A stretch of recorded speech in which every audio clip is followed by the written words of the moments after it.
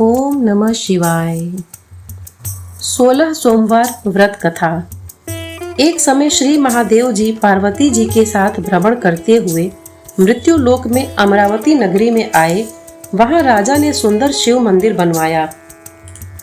शंकर जी वहीं रहने लगे। एक दिन पार्वती जी शिव जी से बोली, नाथ आओ आज चौसर खेले। खेल प्रारंभ हुआ। उसी समय पुजारी जी पूजा करने को आए। पार्वती ने पूछा, पुजारी जी बताइए जीत किसकी होगी? वह बोले, शंकर जी की। और अंत में जीत पार्वती जी की हुई। पार्वती ने मिथ्या भाषण के कारण पुजारी जी को कोढ़ी होने का शाप दिया। पुजारी जी कोढ़ी हो गए। कुछ काल बाद अप्सराएं पूजन के लिए आई। पुजारी जी से कोढ़ी होने का कारण पूछा। पुजारी जी ने सब बातें बतला दी। अप्सराएं बोली, पुजारी जी तुम 16 सोमवार का व्रत करो, महादेव जी तुम्हारा कष्ट दूर करेंगे। पुजारी जी ने उत्सुकता से व्रत की विधि पूछी। अप्सरा बोली, सोमवार का व्रत करें।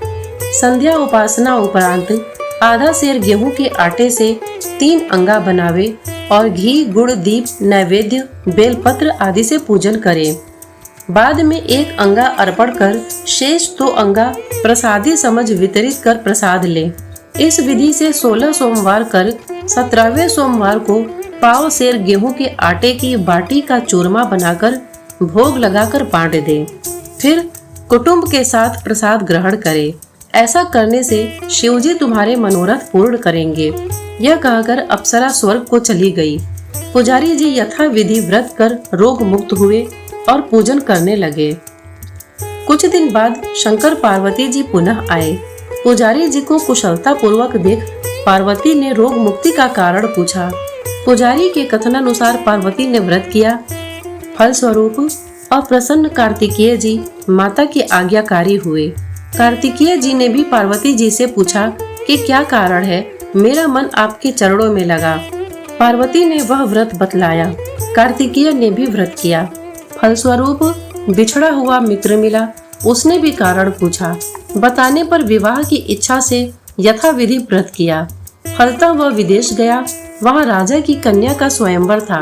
राजा का प्रण था कि हथिनी जिसको माला पहनाएगी उसी के साथ पुत्री का विवाह होगा। यह ब्राह्मण भी स्वयंवर देखने की इच्छा से एक ओर जा बैठा। हथिनी ने माला इसी पंडित को पहनाई। धूमधाम से विवाह हुआ। तत्पश्चात दोनों सुख से रहने लगे। एक दिन राजकन्या ने पूछा, नाथ आपने कौन सा पुण्य किया जिससे राजकुमारों को छोड़कर हथिनी ने आपका वरण किया? ब्राह्मण ने उसे 16 सोमवार के व्रत को सविधि बताया।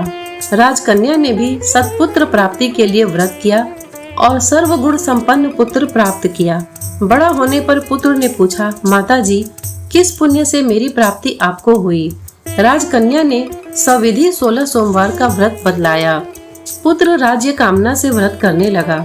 उसी समय राजा के दूतों ने आकर उसे राजकन्या के लिए वरण किया। आनंद से विवाह संपन्न हुआ। राजा के स्वर्गवास होने पर ब्राह्मण कुमार को गद्दी मिली। फिर भी वह इस व्रत को करता रहा। एक दिन इसने अपनी पत्नी से पूजन सामग्री शिवालय में ले चलने को कहा, परंतु उसने दासियों द्वारा भिजवा दी। जब राजा ने पूजन समाप्त किया तो आकाशवाणी हुई कि इस पत्नी को निकाल दे, नहीं तो वह तेरा सत्यानाश कर देगी। प्रभु की आज्ञा मान इसने रानी को निकाल दिया। रानी भाग्य को कोसती हुई एक नगर में एक बुढ़िया के पास गई। दीन देखकर बुढ़िया ने इसके सिर पर सूत की पोटली रख बाजार भेजी। रास्ते में आंधी आई, पोटली उड़ गई। बुढ़िया ने इसको फटकार कर भगाया। वहां से तेली के पास पहुंची तो सब मार चटक गए। उसने भी निकाल दिया। पानी पीने नदी पर पहुंची तो नदी सूख गई। सरोवर पर पहुंची तो हाथ स्पर्श होते ही जल में कीड़े पड़ गए।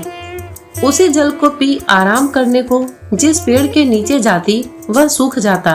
वन और सरोवर की यह दशा देख ग्वाले इसे मंदिर के गुसाई के पास ले गए। यह देखकर गुसाई जी समझ गए कि यह कुलीन अबला आपत्ति की मारी हुई है। धैर्य बंधाते हुए बोले, बेटी तू मेरे यहाँ रह, किसी बात की चिंता मत कर। रानी आश्रम में रहने लगी, परंतु जिस वस्तु पे इसका हाथ लगे उसी में कीड़े पड़ जाएं। दुखी हो गुसाई जी ने पूछा, बेटी किस देव के अपराध से तेरी यह दशा हुई? रानी ने बताया, मैं पति की आज्ञा का उल्लंघन कर महादेव जी के पूजन को नहीं गई। गोसाई जी ने शिव जी से प्रार्थना की। गोसाई जी बोले, बेटी तुम 16 सोमवार का व्रत करो। रानी ने सविधि व्रत संपूर्ण किया। व्रत के प्रभाव से राजा को रानी की याद आई और दूतों को उसकी खोज करने भेजा। आश्रम में रानी को देखकर दूतों ने आकर राजा को रानी का पता बताया। राजा ने जाकर गोसाई जी से कहा, महाराज यह मेरी पत्नी है। शिवजी के रुष्ट होने से मैंने इसका त्याग कर दिया था। अब शिवजी की कृपा से मैं इसे लेने आया हूँ। कृपया इसे जाने की आज्ञा दे। गोसाई जी ने आज्ञा दे दी। राजा रानी नगर में आए। नगर वासियों ने नगर सजाया, बाजे बजने लगे, मंगलोचार हुआ। शिवजी की कृपा से प्रतिवर्ष 16 सोमवार व्रत को कर रानी के साथ आनंद से रहने लगा। अंत में शिवलोक को प्राप्त हुए। इसी प्रकार जो मनुष्य भक्ति सहित और विधि पूर्वक 16 सोमवार व्रत को करता है और कथा को सुनाता है, उसकी सब मनोकामनाएं पूर्ण होती हैं और अंत में शिवलोक की प्राप्ति होती है। ओम नमः शिवाय। इतने धैर्य से इस कहानी को सुनने के लिए आपने अपना बहुमूल्य समय दिया। इसके लिए आपका बहुत बहुत धन्यवाद। नमस्कार।